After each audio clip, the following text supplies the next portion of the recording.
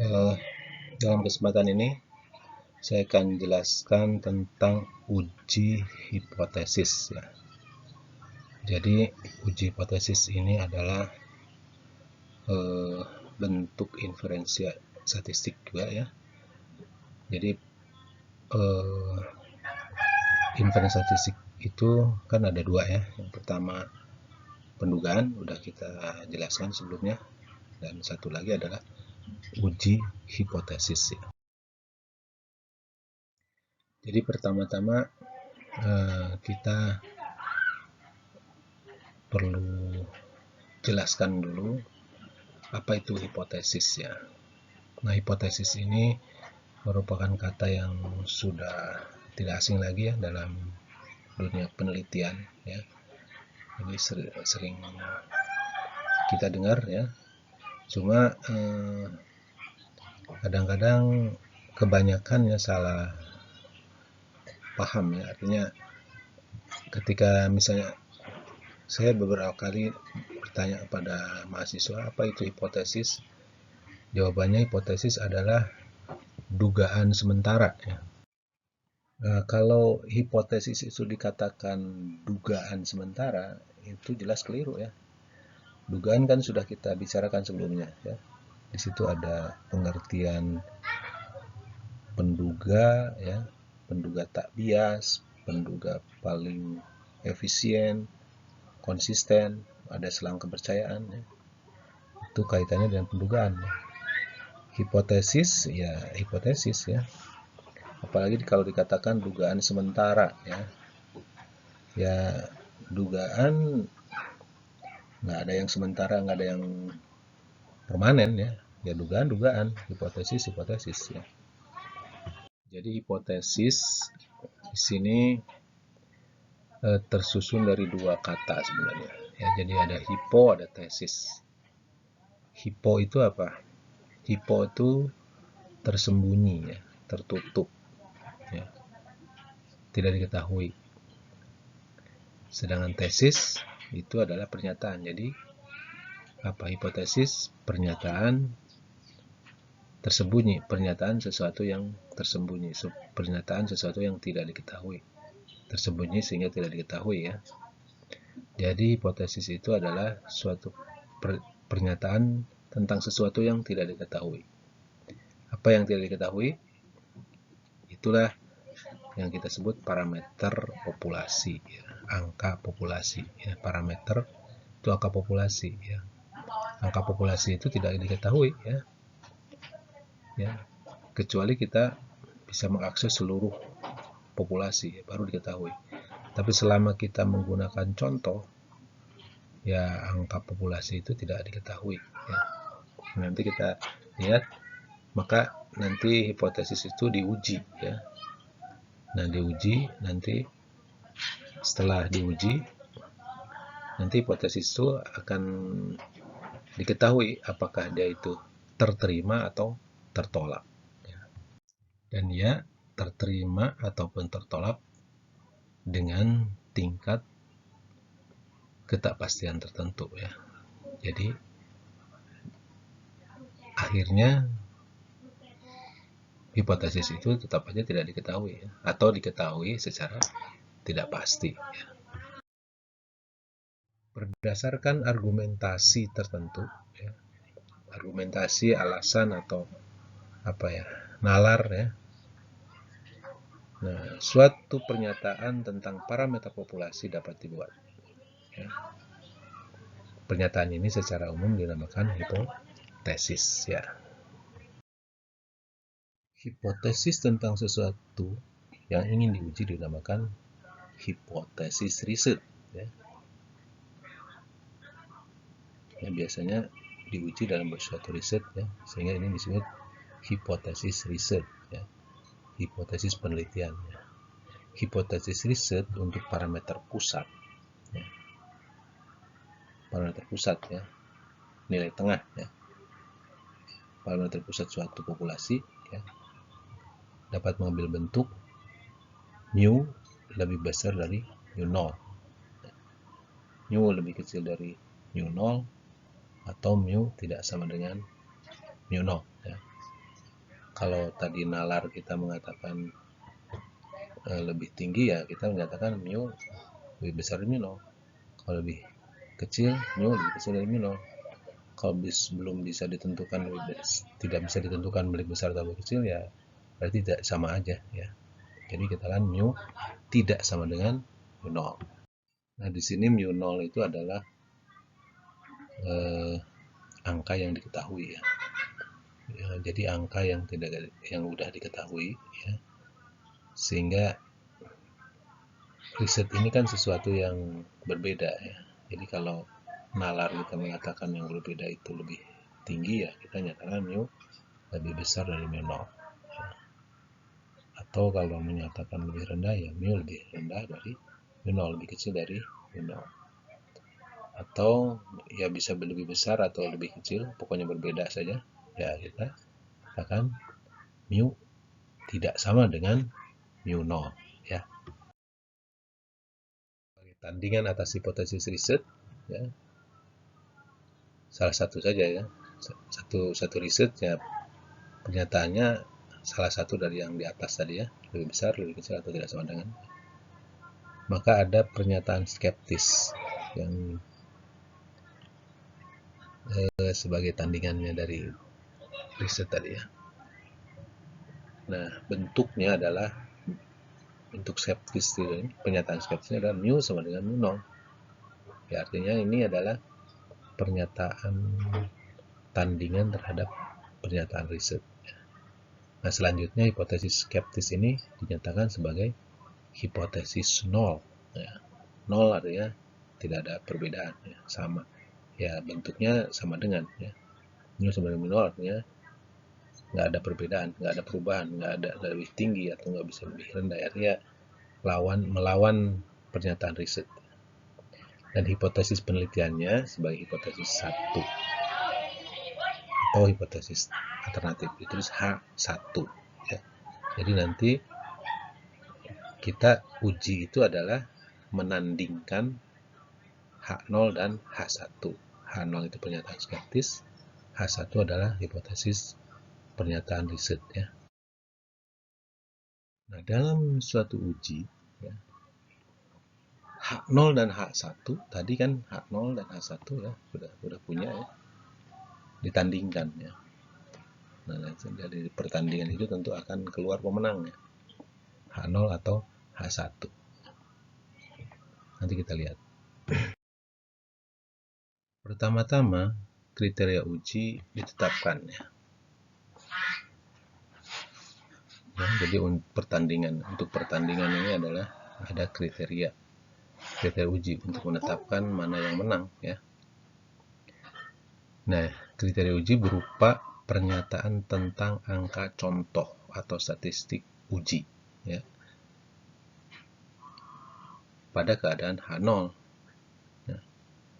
Nah, pernyataan itu ditaksir cukup muskil, yaitu kecil kemungkinannya untuk terjadi dalam keadaan H0 ya. Tetapi ya artinya kalau itu muskil terjadi pada keadaan H0, berarti kalau kriteria itu dipenuhi, maka akan berimplikasi pada penguatan H1 ya. Ketika kriteria itu terpenuhi, itu berarti H0 kecil kemungkinannya terjadi, dan H1 lah yang mestinya terjadi ya. Jadi di situ ketika kriteria itu terpenuhi, maka H1 dinyatakan yang terterima.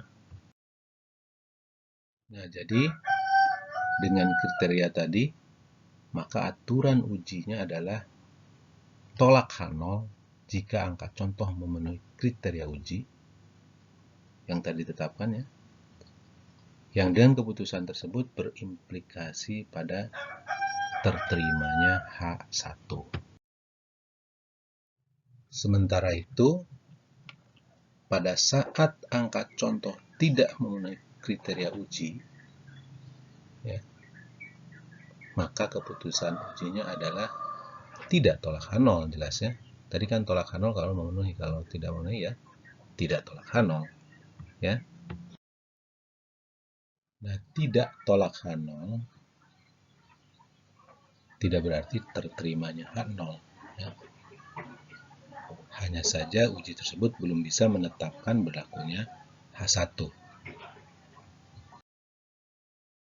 Suatu uji tidak luput dari dua jenis kesalahan, yaitu kita sebut saja salah jenis 1 dan salah jenis 2.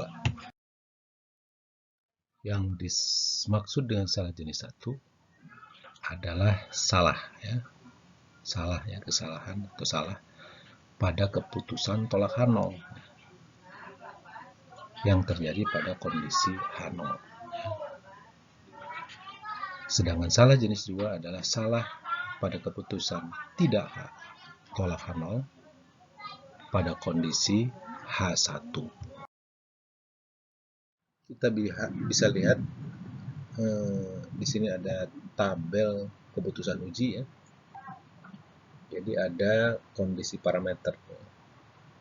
Kondisi parameter itu ada dua yang kita perhatikan, yaitu H0 dan H1. Nah, kemudian keputusan uji hanya dua ya, tolak H0 atau tidak tolak H0. Nah, posisi parameter kita tidak tahu ya di mana sebenarnya. Di sini kita hanya bisa berandai-andai ya. Andaikan pada kondisi H0 atau pada kondisi H1. Seandainya parameter berada pada kondisi H0, statistik uji dari populasi tersebut bisa macam-macam ya, kan beragam ya nilainya. Nah, suatu ketika bisa saja memunculkan dari populasi itu statistik yang memenuhi kriteria tolak H0 ya, sehingga pada kondisi parameter pada kondisi H0 itu keputusan menjadi tolak H0 ya, karena memenuhi kriteria tadi. Nah, ketika itu keputusan uji kita berarti salah ya, karena pada kondisi H0 tadi lalu keputusannya tolak H0 ya, berarti salah ya. Nah, itu yang disebut salah jenis 1. Di lain pihak, seandainya parameter berada dalam kondisi H1, nah statistik yang muncul ternyata tidak memenuhi kriteria tolak H0 ya, sehingga keputusannya tidak tolak H0. Nah, demikian juga di situ. Berarti ketika itu keputusan uji kita salah ya. Karena tidak tolak H0 padahal kondisinya pada H1. Nah, salah jenis ini adalah disebut salah jenis 2. Sekali lagi kita tidak tahu ya di mana posisi parameter itu, apakah pada H0 atau H1 ya. Sehingga kita tidak pernah tahu ya apakah keputusan kita itu salah atau benar. Nah, ketika kita tidak tahu pasti, nah barangkali kita bisa menghitung peluangnya. Nah, peluang salah jenis 1 ini selanjutnya dinyatakan sebagai alfa. Sedangkan peluang salah jenis 2 dinyatakan sebagai beta. Ya. Ketika kita tolak H0, kita sebenarnya punya peluang salah jenis 1 sebesar alfa. Ketika tidak tolak H0, kita punya peluang untuk melakukan salah jenis 2 yang besarnya dinyatakan sebagai beta.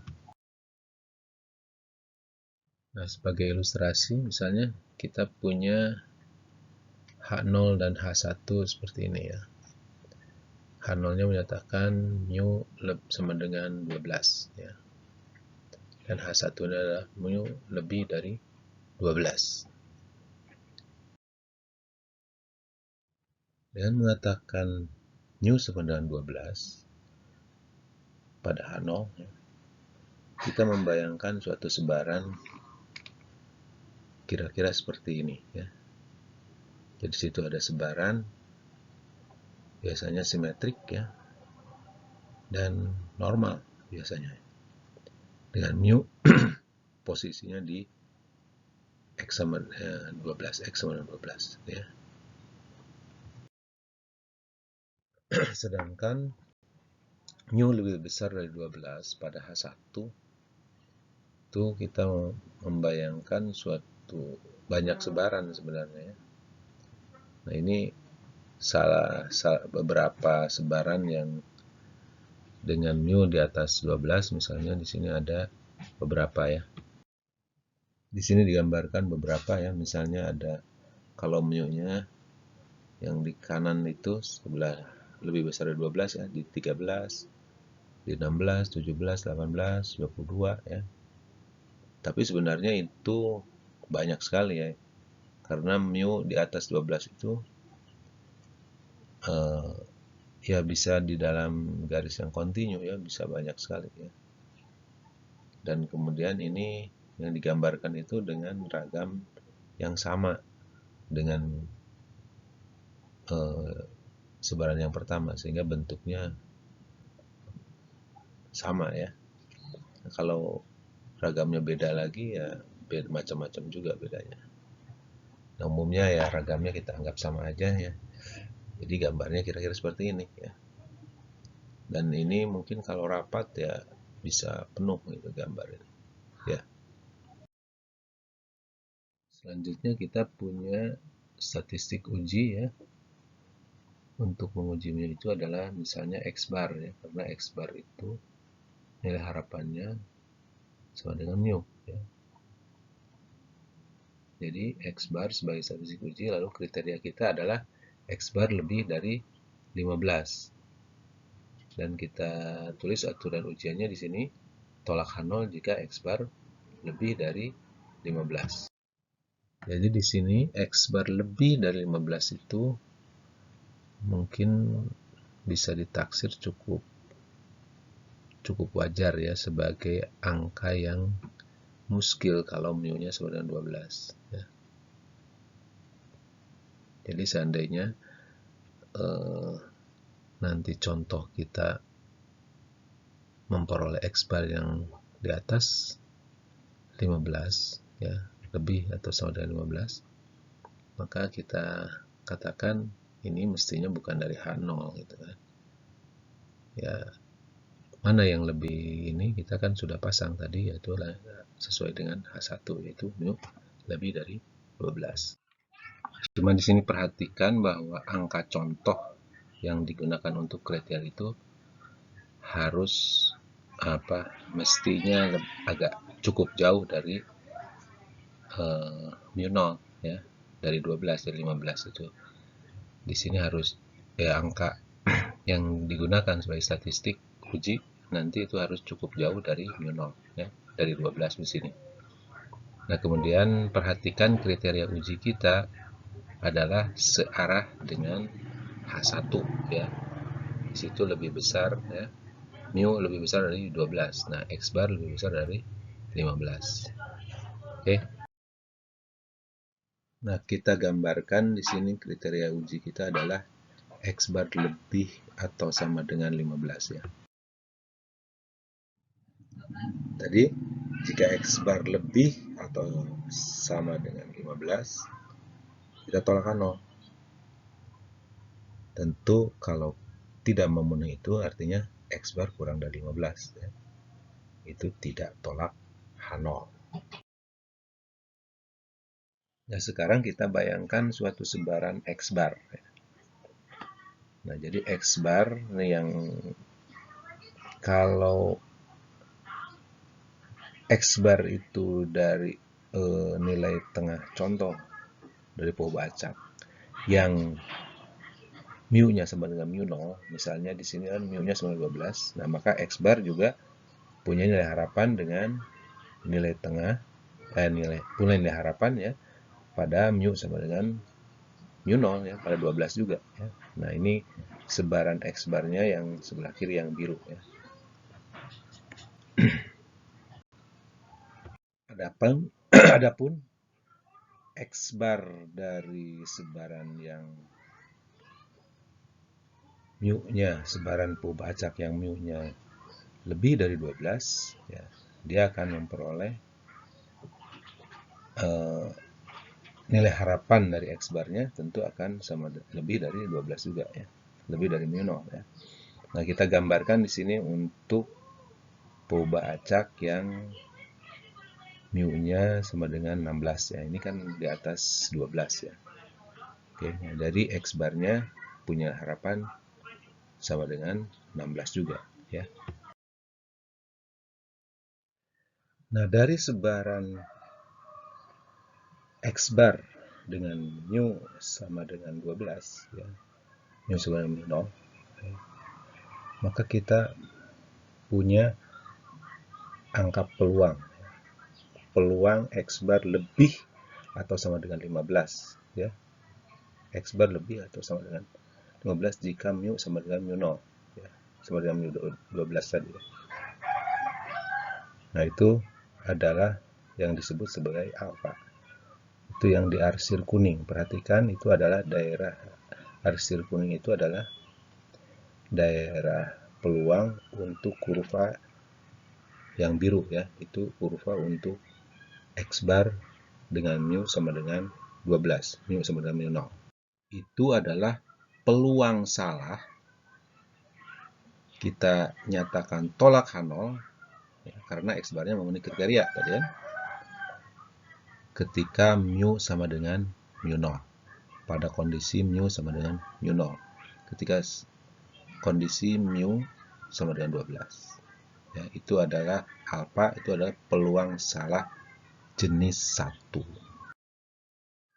Adapun kalau kita perhatikan sebaran yang sebelah kanan, yaitu X bar dengan mu sama dengan 16 ya, yang warna agak merah itu ya. Nah, kita punya angka peluang juga untuk peluang X kurang dari 15 ya. Itu diberi arsir kuning tua ya. Itu adalah peluang X bar kurang dari 15, artinya tidak tolak H0 kan ya, ketika mu-nya sama dengan 16. Nah, itu adalah salah keputusan karena X barnya tidak memenuhi kriteria, sehingga kita katakan tidak tolak H0. Jadi keputusan kita salah ketika mu-nya sama dengan 16 ya. Ketika itu adalah mu-nya pada posisi H1. Ketika mu-nya lebih dari 12 ya, itu di dalam hal ini 16 ya. Jadi itu adalah beta ya, peluang salah jenis 2. Kriteria uji menentukan besarnya alfa dan beta ya, jelas ya, karena ya alfa dan beta itu ya tergantung pada posisi X bar yang jadi kriteria ya. Nah, untuk hipotesis tertentu, menggeser kriteria untuk menurunkan alfa ya. Misalnya kita ingin alfanya lebih rendah gitu kan, ya bisa digeser ya, sehingga nanti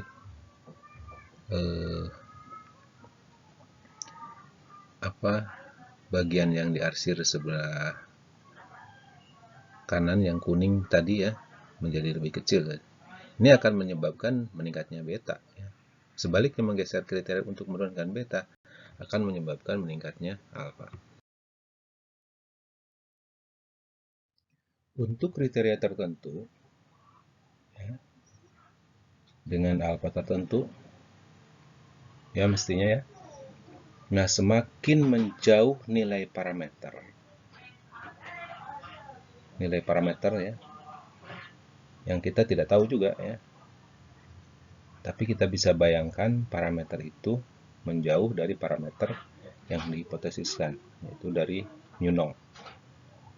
Nah, tentu menjauhnya harus searah dengan pertasamaan H1. Kalau H1-nya menyatakan mu lebih besar dari mu 0, berarti parameter yang sebenarnya kita bayangkan semakin jauh ya semakin besar ya, semakin jauh dari 12, 16, 17 dan seterusnya ya. Nah, maka betanya akan semakin kecil.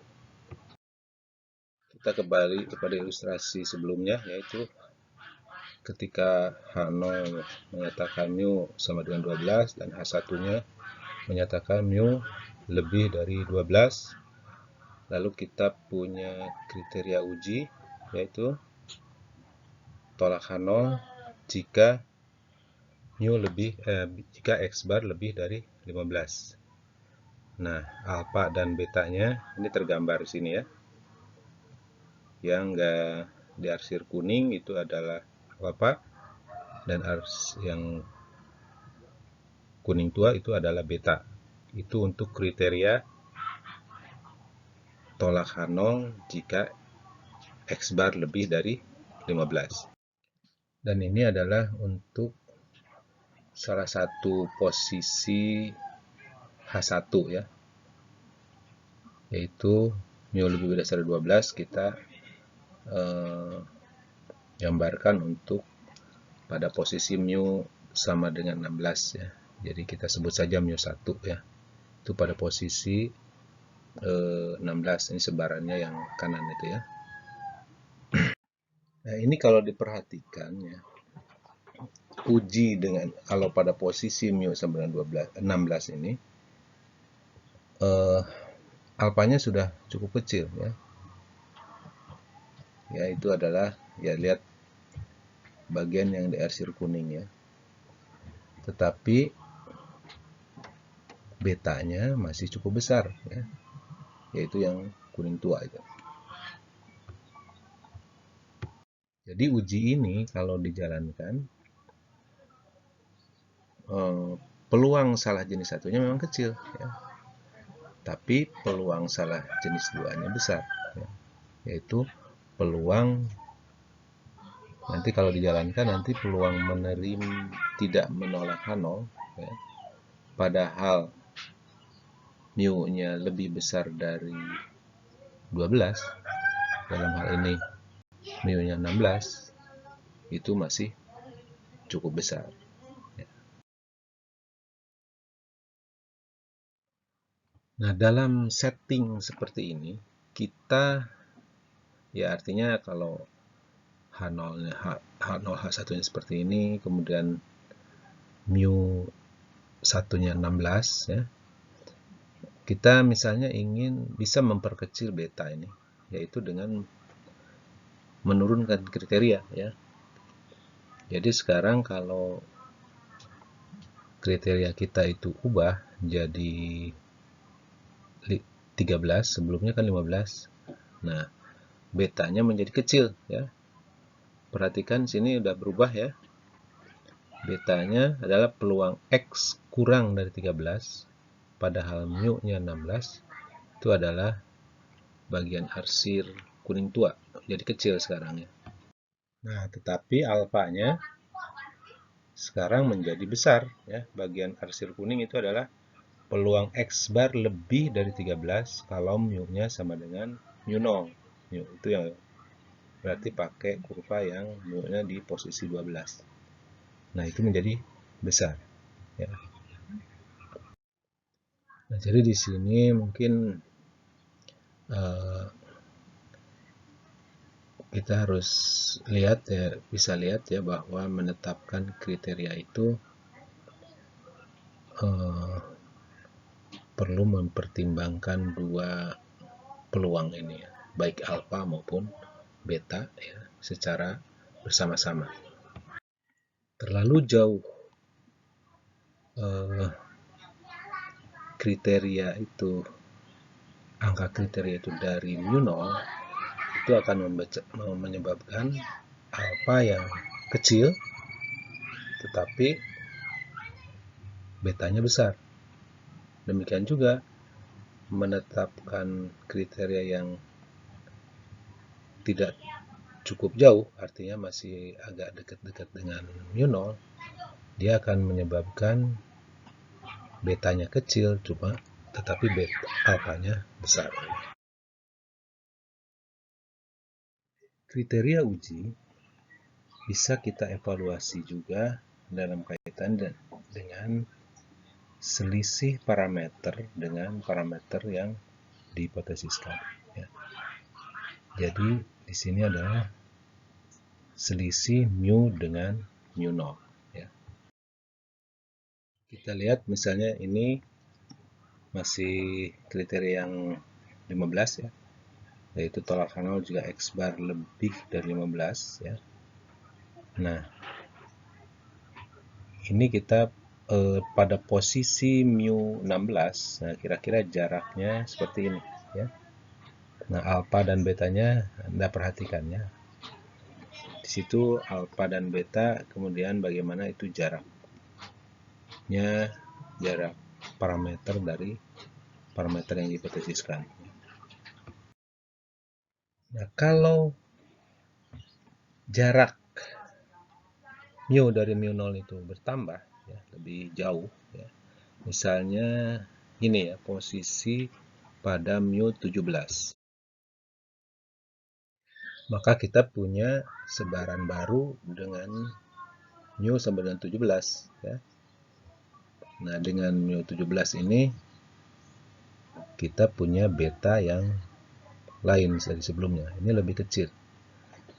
Nah, alfanya masih tetap karena berdasarkan sebaran mu sama dengan mu0 ya. Tapi betanya sudah berubah ya. Ini dengan semakin jauh. Nah, ini jauh dari mu0 ya. 17 kan lebih jauh daripada 16 dari mu0 ya. Nah, ini betanya lebih kecil ya.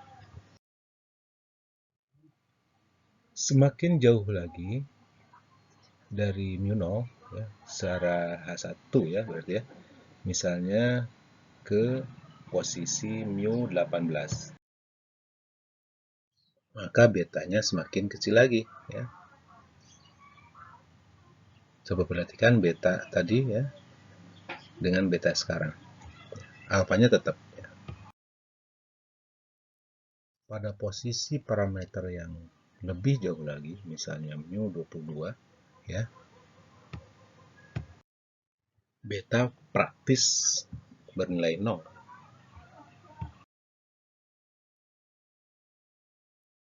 Nah, ini ilustrasi perhitungannya ya dari uji tadi ya. Dengan H0 mu sama dengan 12, mu H1-nya mu lebih dari 12. Nah, kemudian di sini diketahui misalnya sigmanya 3 ya. Dan X ini normal tentu ya. Juga angka contoh ditetapkan ya, biasa ya sebagai nilai tengah contoh dari percontohan berukuran 9 ya.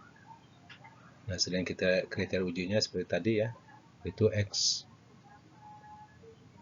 bar lebih dari 15. Nah, di sini alfa bisa dihitung, yaitu peluang X bar lebih dari 15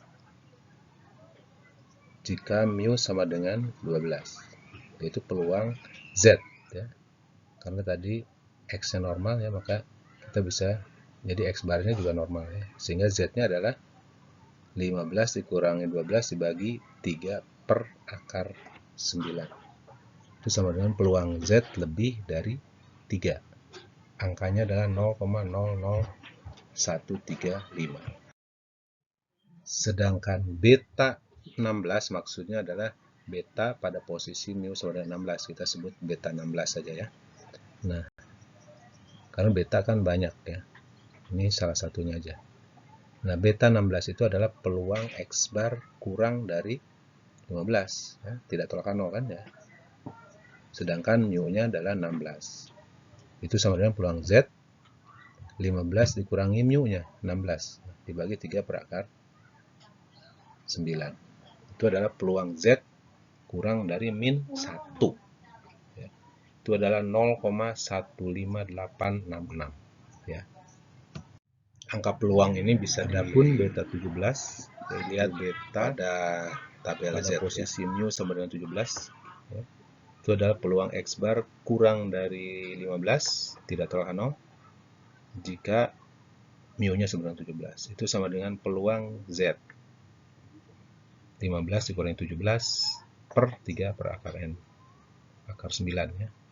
Itu adalah peluang Z kurang dari min 2, itu 0,02275. Kemudian beta yang lainnya, misalnya beta 18, itu adalah peluang Z kurang, peluang X bar kurang dari 15 dengan pada jika mu-nya 18 ya. Itu sama dengan peluang Z lebih kecil dari 15 kurangi 18 per 3 per akar N ya. Itu peluang Z kurang dari minus 3. Itu 0,00135. Kita lihat ya, beta 16, 17 dan beta 18 itu semakin kecil ya. Karena posisi mu-nya semakin jauh dari 12 ya. Posisinya semakin jauh yang searah dengan pernyataan pada H1 ya. Semakin jauh artinya semakin ke kanan ya, semakin besar. Baik.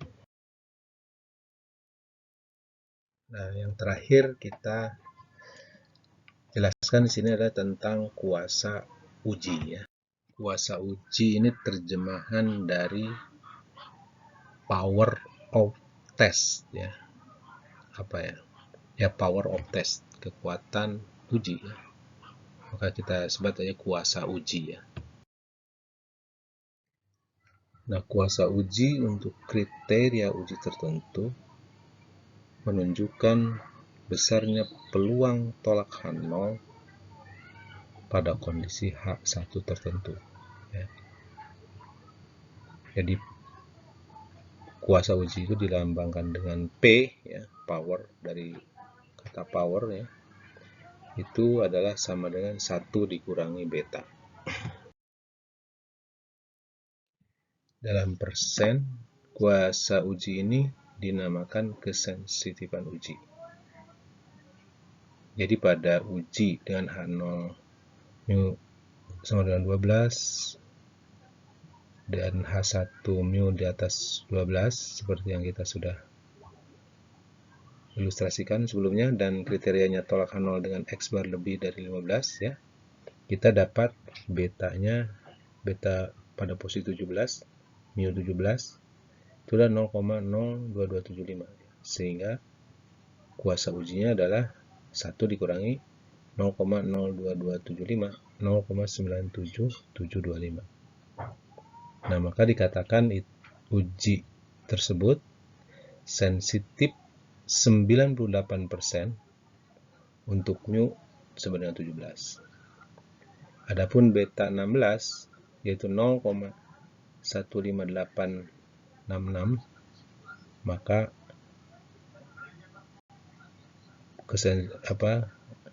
kuasa ujinya 0,84134. Dikatakan uji tersebut sensitif 84% untuk mu 16. Nah, untuk kriteria tertentu, tentu dengan alfa tertentu juga ya. Karena kriteria tertentu, maka alfanya tertentu ya. Semakin menjauh nilai parameter ya, dari parameter yang dihipotesiskan ya, menjauh searah pertasaman H1 tentu. Nah, maka semakin kecil beta. Itu sudah kita jelaskan ya. Maka dari itu, dengan semakin kecilnya beta, maka semakin besar kesensitifan ujinya atas nilai parameter yang bersangkutan. Untuk kesempatan kali ini mungkin cukup sekian ya. Terima kasih atas perhatiannya. Wassalamualaikum warahmatullahi wabarakatuh.